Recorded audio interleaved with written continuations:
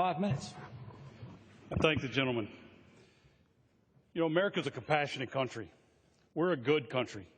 We have a long history of accepting refugees, people fleeing oppression and violence.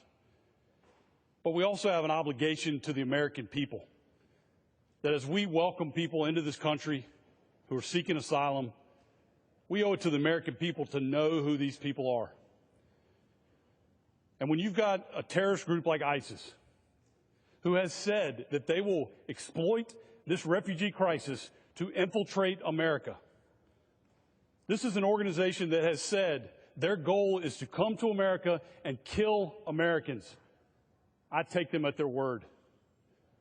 The number one responsibility of this body is to protect the American people. And it's not me saying that we have challenges with the current vetting process. It's experts from President Obama's administration.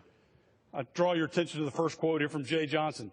It's true that we are not going to know a whole lot about the Syrians that come forth in this process. That's definitely a challenge. That's the Secretary of Homeland Security. I'll draw your attention to the next quote from Director James Comey of the FBI. We can only query against that which we have collected. And so if someone has not made a ripple in the pond in Syria in a way that would get their identity or their interests reflected in our databases, we can query our data until the cows come home, but nothing will show up because we have no record of that person. This is not me saying that. This is not Republicans saying that. These are officials in President Obama's own administration saying that the current process is broken, that we're bringing in these refugees that we cannot properly vet.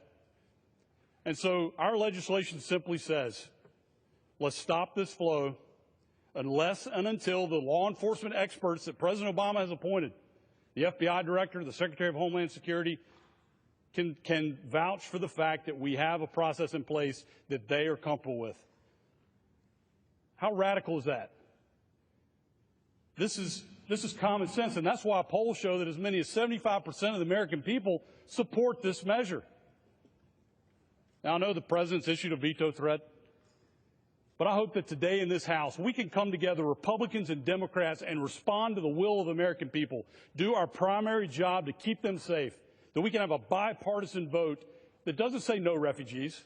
It doesn't say stop Syrian refugees. It doesn't say don't ever let them in again. It says pause the program unless and until the law enforcement experts are comfortable that we've got a process.